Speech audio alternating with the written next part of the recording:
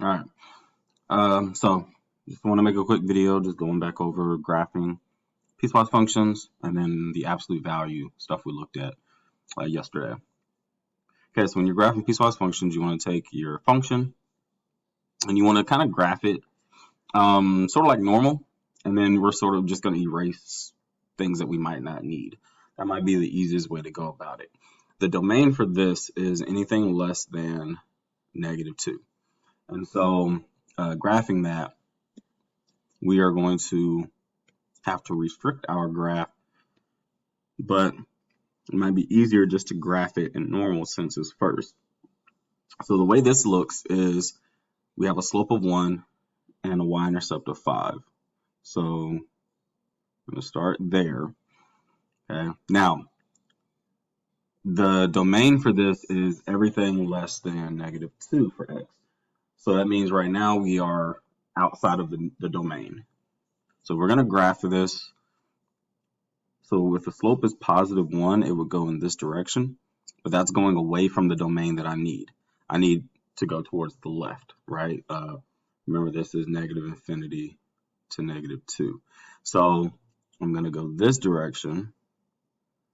But then when I get to -2, right, so here's my domain, I'm going to put an open circle there. And then keep going in this direction. Now, I know, you might be thinking, but if the slope is positive, why am I going down? Remember, positive slope means it's increasing to the right, right? So the line increases going to the right. So going backward, or not backwards, but going the other direction there to finish the line means the left side points down, but the right side's pointing up. Okay, so it's a positive slope. So what we're going to do is we're going to erase these points on this side because we don't need those. And then we just connect this for that. Okay, and so we got our open circle at -2 because remember, -2 is not included, but then we're going to the left, everything less than -2. Okay, to graph the -4, so we are going to, well, it's flat basically, right? -4. Remember, if there's nothing else there, it's just a number, then it's going to be horizontal. So we're going to go to -4. And basically, we just have a line here. All right, but this one is anything greater than or equal to -2 for the domain. It's not perfect, but you get what I'm trying to do. And so,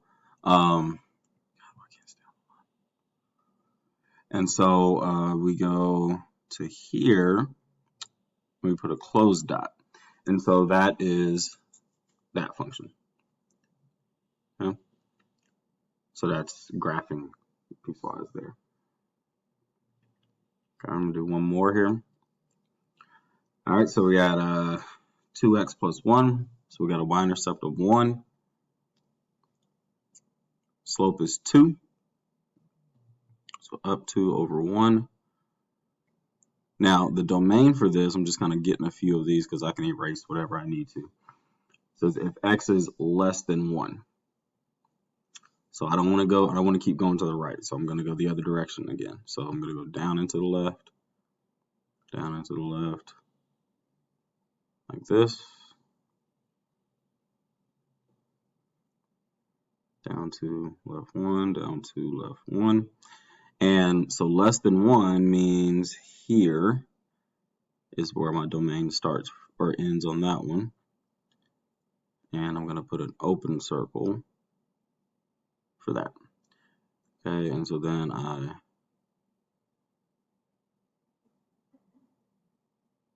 sketch that. All right, for the other one, so I have a slope of -2, but a y-intercept of +3. So there's the y-intercept there. So now, right now, it's going to overlap a little bit. And so here, let me do it in a different color. So I start at +3. Slope is -2, so down to right 1, down to right 1, and like that. And so I want to be anything greater than or equal to 1. So here's x equals 1 right here. So that means I don't need this point. And so I'm just going to pick up from here and just keep going in this direction to create that part. And this is a closed circle. There's my line. Okay, and so there's our piecewise graph. Okay, so when you're going through and piecewise making your graphs, one thing you can do as well, if you need to, you can make a table of values.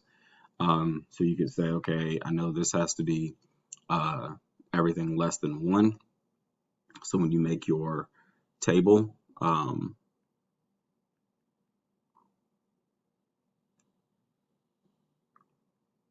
so you want to say everything less than 1. You're going to start at 1, but it's going to be an open circle.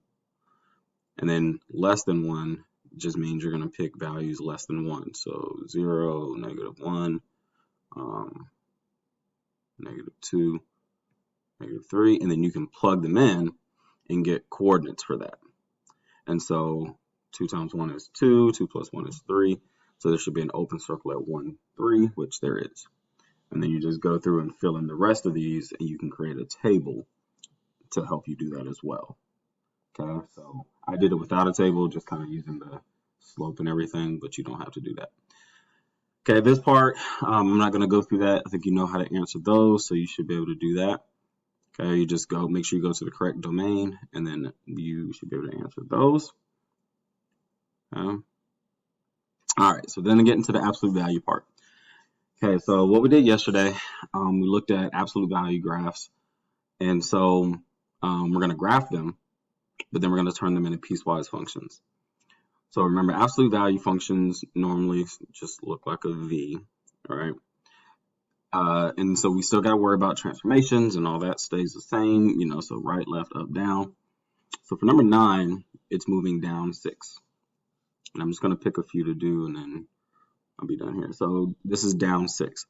So normally the vertex is at the origin, but I'm going down 6. 1, 2, 3, 4, 5, 6. There.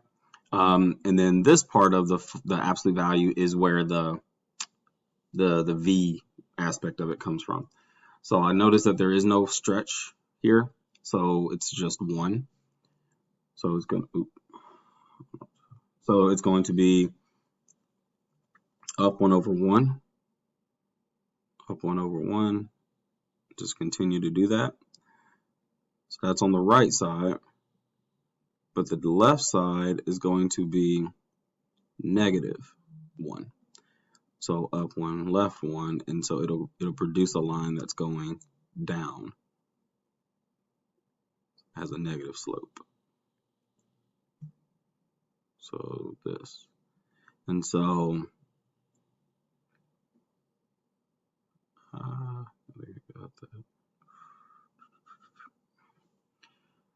and so there's our graph. Now, in terms of the piecewise part of it, so when you do the piecewise, we go to the left to the right, start on the left. So the left-hand side has the negative slope, so it's going to be -1. And then basically it's -1x, and then -6. Now, you don't have to put the parentheses around the x. You can.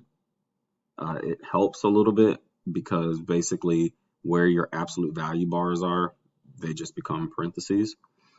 And then your domain for the left side is -infinity to 0. The domain, remember, is what we're looking at. You can include the 0 here or include it in the other one. So that would be your domain. Now, the other way you could write that is just x is less than or equal to 0 in terms of the domain for that. So that's the other way you could write it.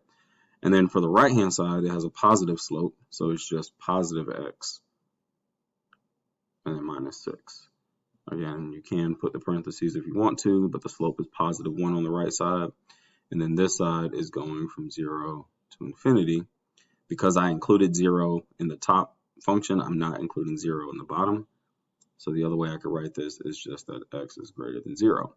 Now again, you can switch the equal to parts and put them on either one. Okay, so let me do Let me do like 2 more real quick, and then I think that'll be it. All right, so for this, let's say I do number 12 here. So this one is moved left 6, up 4. So left 6, 1, 2, 3, 4, 5, 6, up 4, 1, 2, 3, 4. So there's my vertex. So I have a basically no vertical stretch, or the vertical stretch is 1. So it's just going to have a slope of up 1 over 1, going this direction. But then the other side, oops, I cannot count. Wait, oh, is that right? Up 1 over 1? Yeah, that's right. My bad. I had a moment. This one's going to be up 1 to the left 1, basically producing the negative slope of that. Okay. So there's the absolute value graph on that one. And so the piecewise function for it. So the left-hand side, again, has a negative slope. The point left 6, up 4, this point here is the point of reference that we are using, negative 6, 4. We're using that point to reference for both of these equations. And then the domain for this is basically the left-hand side. Now, again, so like the last one I did, I included that number. I'm not going to include it this time just to show you it doesn't matter. This one is going to have a positive 1 because it's the right side of the graph, and that side's going up. But then we are going from negative 6 all the way to infinity, the right side. So remember, this is only your domain. So negative 6, and then either it's going to the right, so you're talking about the right side, or the left side for that. Okay? And then the last one I want to look at is number 13, because it does have a negative here. So I just want to show you how to do that one. Let's see if I switch colors here.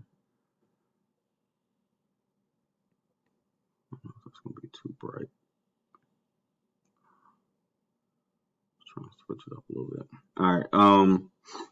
So this one is going to the left 4, up 5. Oh, no, that's going to be too bright. Left 4, up 5.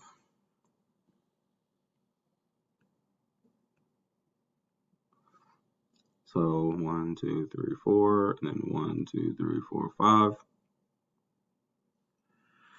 And so the difference here is we do have something in front, and it's a negative 1. So that negative 1 does not mean it's like a compression or anything like that. It's still a 1, right? So we still got a slope of 1, but because there's a negative in front of the absolute value, that means when I do this, the right side is actually not going to be positive now. It's going to be a negative. Because remember, a negative means the graph is going to be upside down. So this side is going to be down 1, right 1 to produce the graph for that.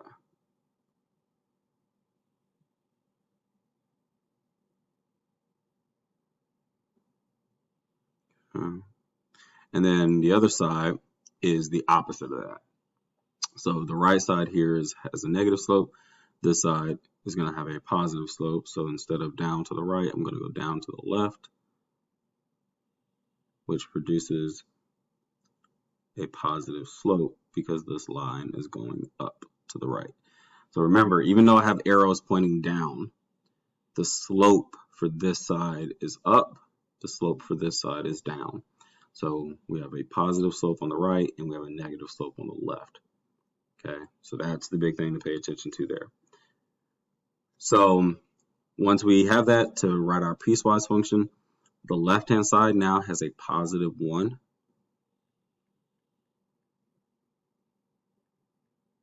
And the right-hand side has the negative 1 this time. And then for the domain, the left-hand side is, let's see, 1, 2, 3, 4. So here's negative 4. So it's everything to the left of -4. Again, you can include it or not. This side is everything to the right of -4. Okay, and so there's your piecewise for that. Again, depending on the notation, you could use that as well. Okay. And then for this part here, you're going to be writing equations for each of these here. Okay, so section 1, section 2, section 3, and section 4. So you're doing that and you're writing piecewise. All right, so for homework, you're going to try. All right, so I'm going to have you do number 3, number 6. I'm not going to make y'all do a whole bunch of work. 6, number 8. I'm not overly worried about the graph, but I do want you to write the functions, the piecewise functions for it. 10, 11, 14. Actually, no, hold on. I'm not going to do that to y'all. I think y'all get the basic idea here. So we'll do this. Okay, 14, 15. Okay, so 15, 14, 8, 6, and 3. Okay, and I'll see y'all tomorrow.